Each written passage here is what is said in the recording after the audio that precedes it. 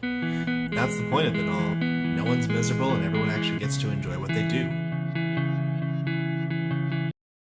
So hard conversations are going to be conversations that you're going to be put in a position that you have to have with people at your job. It might be with people below you, might be with your peers, might be with your people who oversee you. Really, it doesn't matter what position you're in. Odds are you're going to encounter some type of behavior that's going to require you to either have a hard conversation with that person to make a change, or you're going to avoid the hard conversation and let the behavior continue and continue to just basically make you miserable. So I think first thing that needs to be addressed when it comes to hard conversations is that they are hard. They can sometimes be uncomfortable if you're not ready for it. And so people will naturally avoid them and they'll accommodate bad behavior because it means that I don't have to be put in an awkward position where I have to have a conversation with someone. I'll tolerate this really toxic behavior because it means that I don't need to risk having a conversation with that person and then having them lash out at me. Or I'll tolerate this really unprofessional behavior because it means that I don't have to have this conversation with someone and I don't have to worry about them gossiping about me behind my back to everyone else who I work with. So it's just better for me overall if I just avoid these hard conversations. And with that type of mindset, your workplace becomes toxic, it becomes unproductive because all of these small or large behaviors essentially take over because people learn that you'd rather accommodate to them so you can avoid that conversation as opposed to actually having the conversation. So your workplace becomes unprofessional, unproductive, miserable for everyone to work in because no behavior is ever checked. And if you're especially if you're leading a team, that's your responsibility. The team culture is 100% your responsibility. So you're the one who's in charge of having those conversations. If you're on a team but you're not the leader, guess what? You can still take full responsibility and you can still go have those hard conversations with people. And this is essentially how a hard conversation should go. One, you need to make sure that you know what your intent is. You're not going in there because your ego is bruised. You're not going in there because you hate this person. You're going in there because you care about this person and you want their behavior to change so they can better work with the group and the group can better work with them. So you need to check your intent. Two is you need to be direct with the person. Don't sugarcoat it. Don't dance around it. They need to know what their issue is, and if you sugarcoat it or dance around it, they're going to get a diluted message that probably won't be accurate, and that's, again, is going to affect their ability to change. So say, hey, this is what the problem is. I'm not going to talk about it to a great extent. I'm not going to give you 1.5 million examples. I'll just say that, hey, your attitude's a problem and it makes it really tough for people to work with you. Or, hey, you're constantly coming in late, which makes you super late to deadlines and it's tough to work with you or communicate with you because you're not there. Whatever the issue might be, this is me stating it for you. Now, a lot of people will avoid being so direct and they'll want to sugarcoat it because they're scared of the person's reaction or they think the person might take it too harshly. If the person's not going to respond to it well, that's all the more reason for you to do it. You need to develop open communication in your team if you want to be effective. That means that person needs to know that you're coming from a place of support and the criticism that you give them is there to make them better, not to rip them down. And the only way that they're going to know that is by you repeatedly having this conversation with them so that they can see that, yes, this Josh is giving me feedback and he is giving me support because he does actually want me to get better. So the more frequent you have these hard conversations, the better they're going to develop their ability to take in that criticism. So be direct with them. 3 is you need to offer support. You can't just pull them in, throw crap at them, and walk out and say, this had better not happen again. You need to offer support. That means I'll tell you when you're having this issue, or I'll check in with you before the deadline to make sure you're going to hit it. Or, 2-3 times a week, you and I will have a quick 15-minute conversation just to get an update on where you are. Whatever it is that you need to be successful in this improvement that's required, I will give you support to get there. I will offer you A, B, C, D, E, F in support.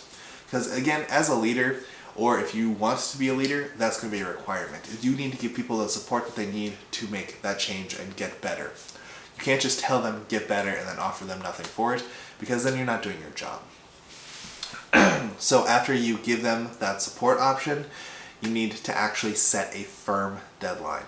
So some behaviors, it might be it needs to change before you walk out this office door.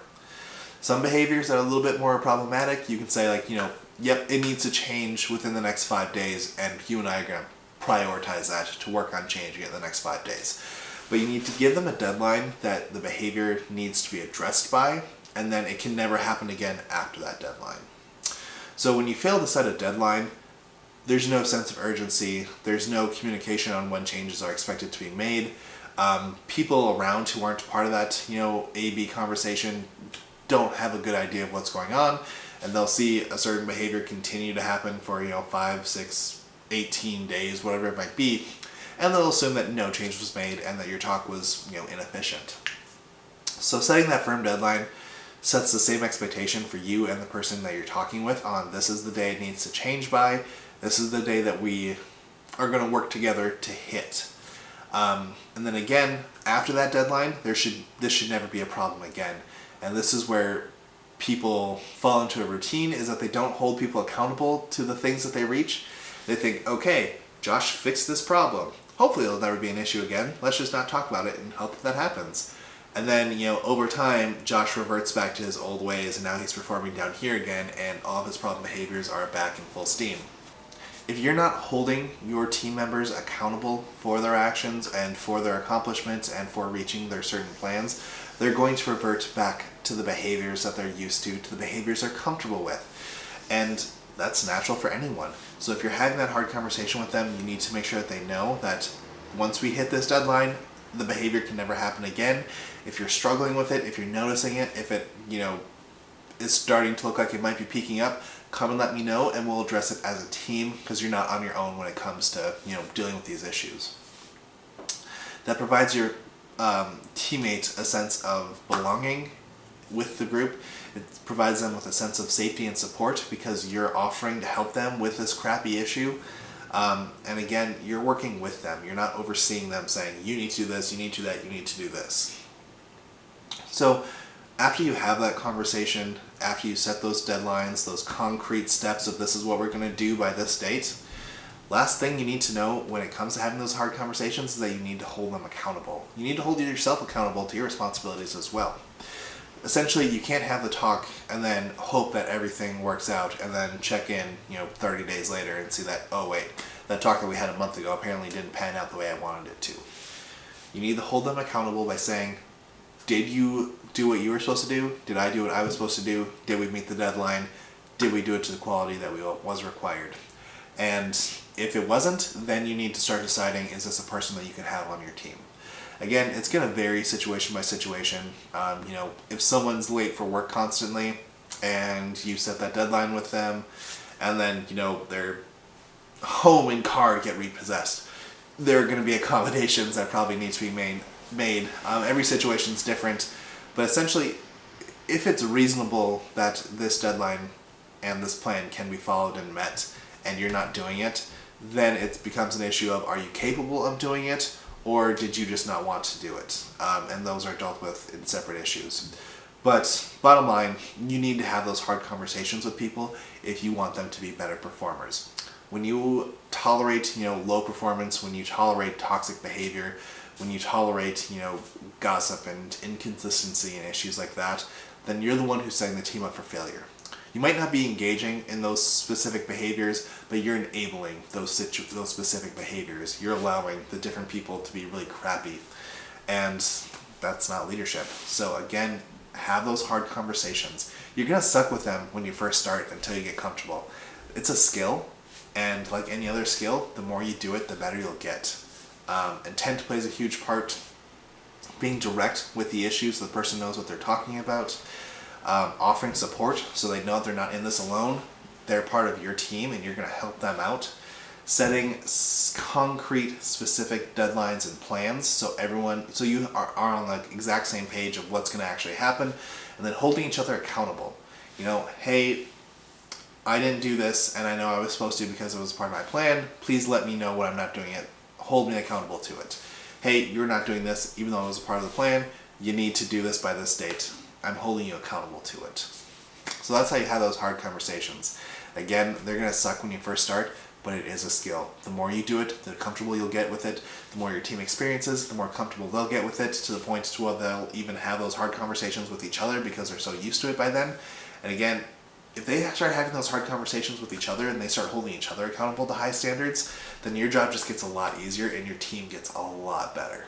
Have the hard conversations. Hey, what's up everybody? I just want to thank you real quick for watching my content. I really appreciate it, and I hope that it's bringing you some value. I know this stuff is really good to hear, but you actually have to apply it to your workplace for the actual value to be there. So if you have any questions on how to do that, if you have any topics that I haven't covered that you want to learn more about, if you have some scenarios that you want some advice on, feel free to shoot me a message. I'd be more than happy to help people out with that. As well as if you watch the content and you're seeing value in it and you're actually interested in working with the Leadership 101 consulting company, I'll include my email in this video, as well as our website is thisisleadership101.com. Feel free to shoot us a message. We can set up a phone call or a meeting and just kind of talk about what issues are going on, what you're hoping that we can do to help out, and go from there. Thanks, everybody.